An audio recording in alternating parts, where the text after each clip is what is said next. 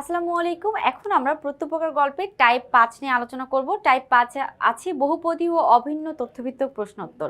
চলো এখান থেকে দেখা যাক আমাদের কেমন ধরনের প্রশ্ন কমন আসতে পারে। আচ্ছা, প্রত্যুপকার আমাদের হচ্ছে 44 নাম্বার প্রশ্ন।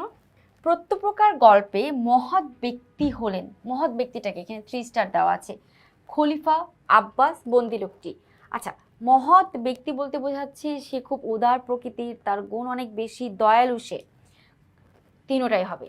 খলিফা সে নিজেই দয়ালু ছিলেন, আব্বাস সেও উপকারী অপকার স্বীকার করেছেন, বন্দি লোকটি সেও কিন্তু উপকারী অপকার স্বীকার করেছেন। তো সঠিক উত্তর হচ্ছে 3 নাম্বার, অর্থাৎ 1 2 3 তিনোটাই সঠিক। 4।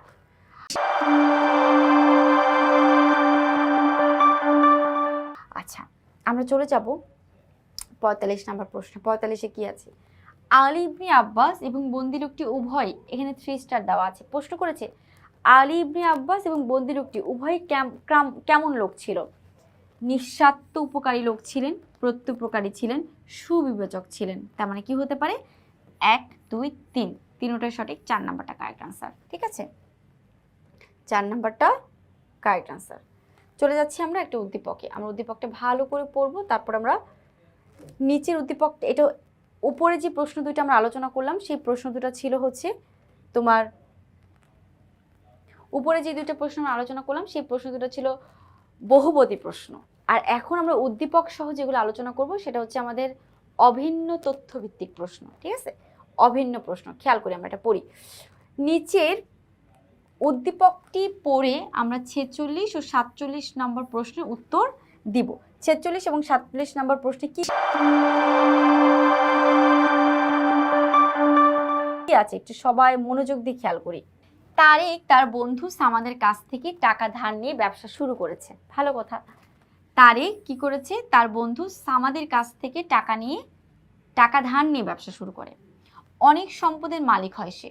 সামাদ তার টাকা চাইতে গেলে তারেক তা অস্বীকার করে, বন্ধুকে অপমান করে বাড়ি থেকে তাড়িয়ে দেয়। তার মানে হচ্ছে তারেক তার বন্ধু সামাদের কাছ থেকে টাকা নিয়ে শুরু করে, ব্যবসা শুরু করে, কিন্তু পরবর্তীতে সামাদ টাকা চাইতে গেলে তারেক তাকে সে টাকাটা দেয় না। উদ্দীপকের তারেক প্রত্যুপকার গল্পের আব্বাসের সঙ্গে কোন দিক দিয়ে বৈসাদৃশ্যপূর্ণ?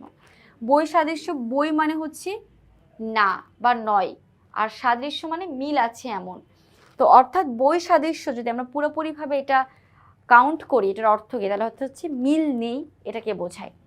তো উদ্দীপকের তারেক প্রত্যুপকার গল্পের আব্বাসের সঙ্গে যেই দিক থেকে মিল নাই, তারেক দেখা যায় কি টাকা দেয় না বন্ধুকে উপকার পেয়ে, অন্যদিকে আমাদের গল্পের মধ্যে আব্বাস কিন্তু ঠিকই উপকার স্বীকার করে। তাহলে তাদের মধ্যে মিল কোথায়? অমিল কোথায়? অকৃতজ্ঞতায়, এটা হবে না। কৃতঘ্নতায়, এটাও না। স্বার্থপরতায়, এটাও না। সঠিক উত্তর হচ্ছে 2 নাম্বার, প্রত্যুপকারে, অর্থাৎ উপকারের দিক থেকে দুজনের মধ্যে বৈসাদৃশ্য আছে।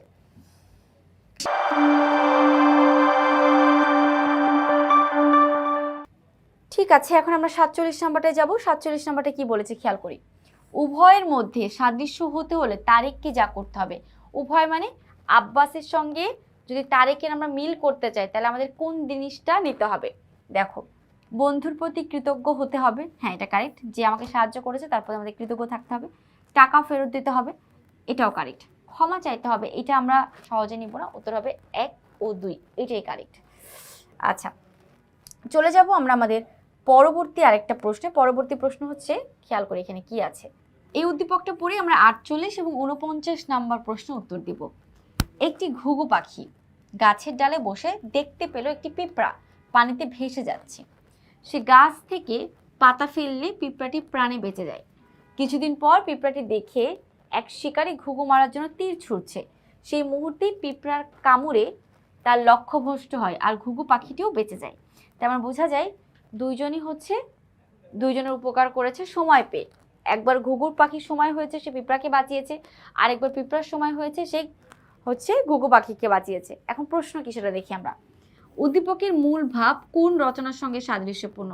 সাদৃশ্যপূর্ণ বলতে বোঝাচ্ছে মিল আছে এমন। দেখো, শোভা না, শোভা গল্পের মধ্যে এই ধরনের কোনো কিছুই বলে না। 21-এর গল্প আমাদের 1952 সালে ভাষা আন্দোলনকে নিয়ে লেখা। উদ্দীপকে ভাষা আন্দোলনের কিছুই পাইনি। প্রত্যুপকার আমরা অপশন পেয়ে গেছি। প্রত্যুপকার অর্থ হচ্ছে উপকারের উপকার স্বীকার করা বা পরবর্তীতে উপকারী উপকার করা, সেজন্য এখানে আমাদের উত্তর হচ্ছে 48-এর 3 নাম্বার।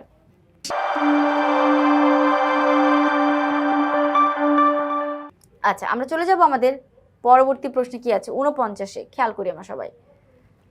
উদ্দীপকে উক্ত রচনার যে দিকটি ফুটে উঠেছে তা হলো, আচ্ছা প্রত্যেক গল্পের যে দিকটি ফুটে উঠেছে তা হলো উপকারী মনোভাব। হ্যাঁ, ঘুঘু পাখি উপকার করেছে, পিঁপড়া উপকার করেছে, এটা প্রতি উপকার। প্রতি উপকার মানে হচ্ছে অন্যের উপকার করা, এটাও কারেক্ট, অন্যের উপর উপকার করা। সকৃতজ্ঞ প্রত্যুপকার, এক্স্যাক্টলি, মানে দুইজনের। মানে হচ্ছে নিজ নিজ দায়িত্বে নিজে থেকে সবাই কৃতজ্ঞতা প্রকাশ করেছেন বা উপকার স্বীকার করেছেন। তো এটাই হচ্ছে আমাদের তিনটাই আনসার হবে, তিনটাই সঠিক। সেক্ষেত্রে আমরা কি লিখবো? 4 নাম্বারটা, 1 2 3 তিনটাই সঠিক উত্তর।